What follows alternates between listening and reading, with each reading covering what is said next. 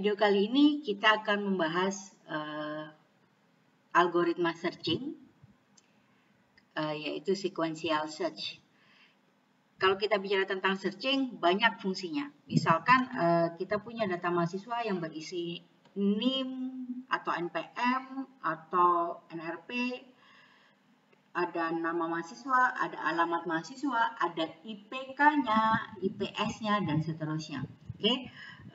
Kemudian kita butuhkan alamat mahasiswa dengan NIM tertentu atau alamat dari mahasiswa dengan nama tertentu, maka kita bisa lakukan searching. Oke. Metode pertama yang akan dibahas adalah searching dengan menggunakan sequential search. Oke. Kalau kita bicara tentang sequential search, maka pencarian akan dilakukan bertahap, berurutan mulai dari indeks awal sampai indeks akhir, atau mulai dari indeks awal sampai ketemu data yang kita inginkan. Oke. Kalau kita bicara tentang output dari algoritma searching, nanti ada bisa output berupa nilai true atau false yang menyatakan bahwa apakah data yang kita cari ada di dalam list datanya, ataukah output bisa berupa indeks dari data yang kita cari, sehingga nanti dari indeks tersebut kita bisa retrieve data yang lain, kita bisa ambil data yang lain, misalkan data alamatnya, data IPS-nya, data IPK-nya, nama orang tua, dan sebagainya. Oke. Metode pertama yang akan kita bahas adalah unordered sequential search. Di dalam unordered sequential search ini, list datanya dalam keadaan tidak terurut. Dalam keadaan tidak terurut. Jadi, yang dilakukan adalah nanti kita akan lakukan pencarian mulai dari indeks awal sampai indeks terakhir atau sampai data diketemukan. Oke. Misalkan yang kita cari adalah data yang tidak ada. Misalkan key sama dengan data yang kita cari, kita letakkan di dalam variabel key adalah 45. Yang dilakukan di unordered sequential search adalah searching mulai dari indeks ke 0. Kita cek apakah di indeks yang ke 0 ini sama dengan nilainya adalah sama dengan key yang kita cari atau data yang kita cari. Jika sama, maka kita bisa returnkan true atau bisa kita returnkan indeksnya, yaitu 0. Oke. Kalau tidak sama, kita lakukan pencarian lagi. Data yang ke-1 atau indeks yang ke-1, kita cek apakah sama dengan key atau tidak. Jika sama, kita returnkan true atau kita returnkan indeks, yaitu 1. Kita lakukan terus-menerus, misalkan kita cek data terhadap indeks kedua, data terhadap indeks ketiga, sampai dengan data terhadap indeks ke 0, 1, 2, 3, 4, 5, 6, sampai indeks ke-6 atau indeks yang terakhir. Apakah sama dengan key? Kebetulan data pada indeks ke-6 tidak sama dengan key. Oke. Kalau tidak sama dengan key, berarti kita returnkan berupa logika false. Oke. Artinya data yang kita cari tidak ada di dalam list. Misalkan kalau kita akan cari data yang ada di dalam list, key sama dengan 73. Maka kita cek terhadap indeks ke-0 sama dengan key.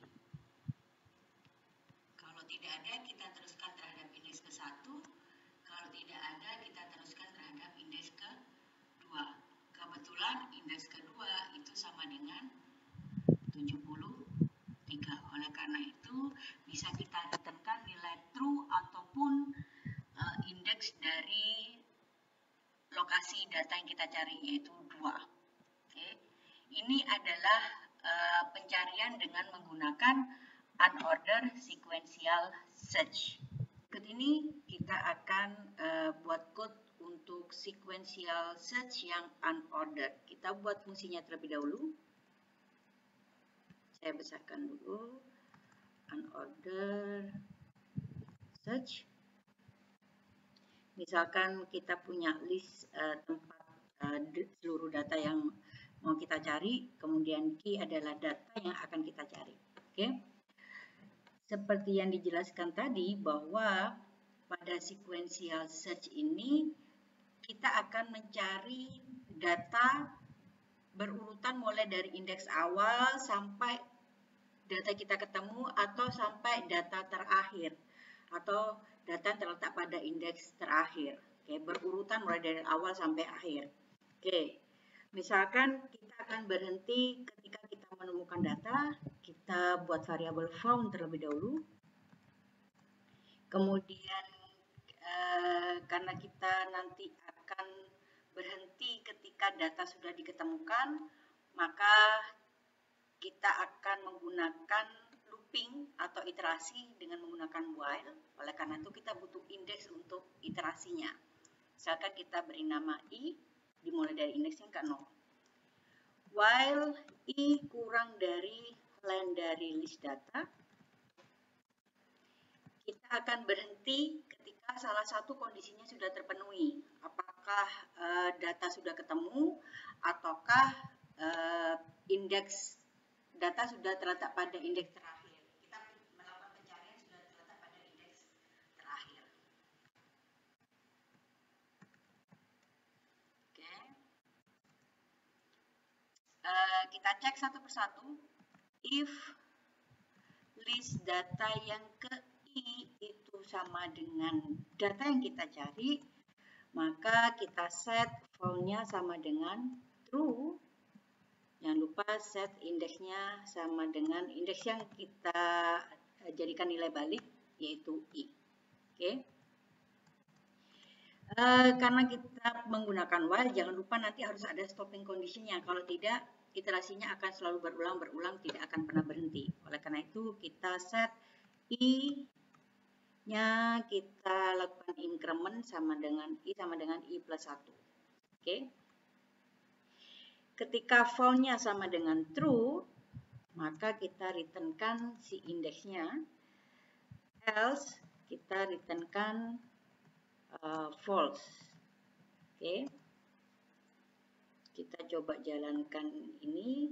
Kita pakai data yang kita contohkan sebelumnya. Ada 54, 25, 73, 54, 25, 73, 12, 15, 2, 30. 12, 15, 2, 30. Oke. Kita copy.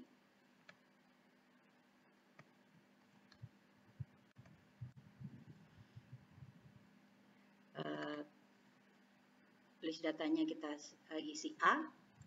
Kemudian kita mau cari data 45. Maka outputnya nilai balik yang kita dapatkan adalah false karena 45 tidak ada di dalam list ini.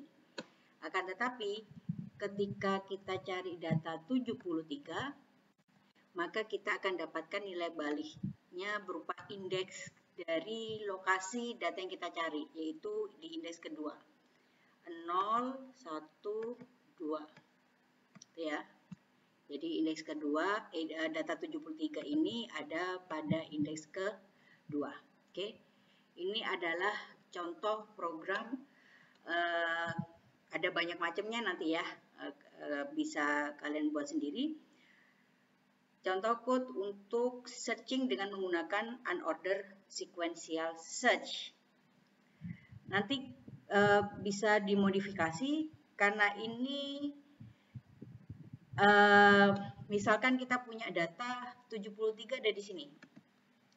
Maka nilai balik yang kita dapatkan adalah indeks tempat data pertama kali ditemukan. Padahal datanya ada di dua tempat, yaitu pada indeks kedua dan indeks terakhir. Oke, kalian buat modifikasi dari code ini, dari fungsi ini, sehingga dapat menemukan data-data yang kembar, data-data yang punya nilai sama.